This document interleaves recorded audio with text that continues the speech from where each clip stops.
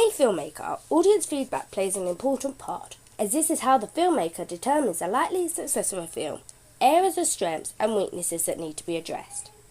Hence the reason why film promoters set up pre-release film screenings and premieres in order to gain an idea how well the film is doing. For music videos, things are done differently. Official videos are released on MTV channels and video sharing sites like YouTube and Vimeo, allowing people to post comments that can make the producer evaluate the success of the music video.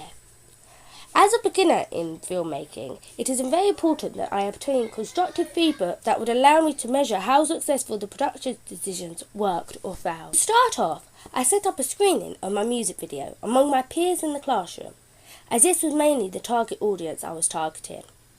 I made a questionnaire set up of 7 questions with any other comment section that I distributed to the audience for them to fill out during and after the screening. The total feedback received for that screening was 15.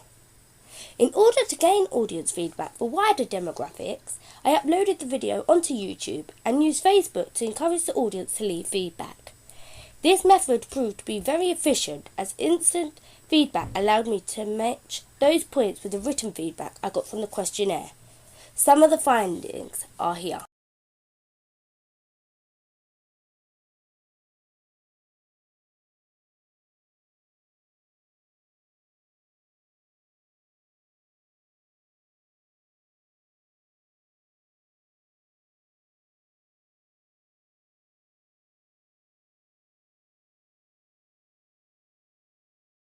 Most of the audience scored the video 7 out of 10, as they commented that it's got really cool ideas overall. Another one stated, the style of film matches the type of song. Another one commented that her emotions were well captured. On the whole, the audience understood the ideas and style of the artist. This was reassuring to know, yet there were points that were relevant that I needed to address in my next production.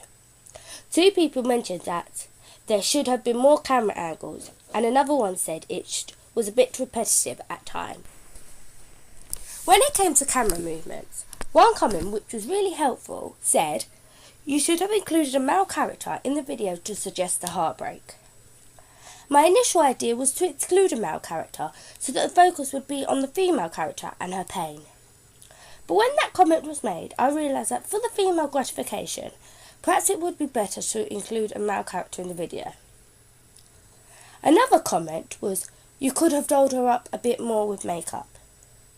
Even if I understood how this would have appealed to the audience, this decision was intentional, as I wanted to break away from the stereotype and expectations of women being sexy and sexual on screen. I wanted her to look bare plain so that the audience could empathise with her emotional pain, as it creates a strong relation with their lyrics. As for the age and gender that would feel most attracted to the video, the majority believed that almost anyone would be able to relate to it, considering that the theme of heartbreak can touch anyone. But based on the way it was filmed, one comment said, "I think teenage boys would not feel so interested." This was a fair point, as I realised that apart from the theme and tune of the song, the video does not really cater for young boys, as it would be too emotional for them. Also, the character is not glamorous enough to gorge them.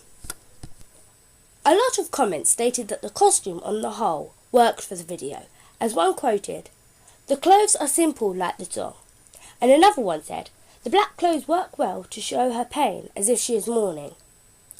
The audience was in agreement with my decisions regarding costume. The focus was to promote simplicity of her style, which I also believe tailed with the song. Many found that the video and the print task could pass for real media text as a result of the layout and presentation of the products. One comment was, "The slow motion is good, but think more about how you frame your shots, especially when she is kicking the ground." This comment made me think more about framing, as I understood what she meant. If I did include her face in this shot rather than only her legs, then perhaps it would have worked better. But the real idea was to focus on the action, which would connotate the emotional pain. Most of the feedback gained commented positively on the Digipack and magazine advert. The only suggestion that struck me as a need to improve was the fact that the rose and the heart are really good choices, but perhaps you could have worked on using more writing rather than leaving it rather plain. This is something I thought hard about.